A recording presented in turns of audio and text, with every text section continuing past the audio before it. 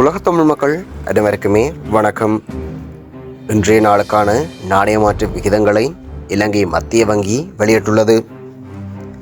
அதன்படி அமெரிக்க டாலர் ஒன்றின் கொள்முதல் பெறுமதி 297 ரூபாய் 91 சதமாகவும், விற்பனை பெறுமதி 305 ரூபாய் 56 சதமாகவும் பதிவாகியுள்ளது.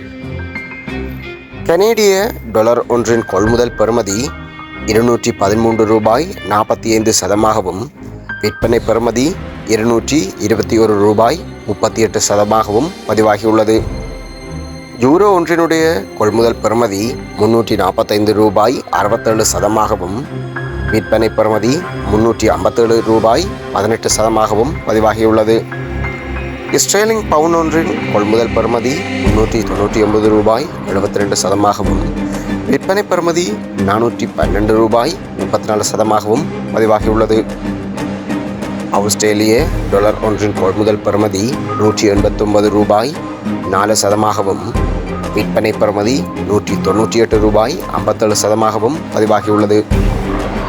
சிங்கப்பூர் டாலர் ஒன்றின் கொள்முதல் பெறுமதி 230 ரூபாய் 3 சதமாகவும், விற்பனை பெறுமதி 239 ரூபாய் 38 சதமாகவும் பதிவாகியுள்ளது.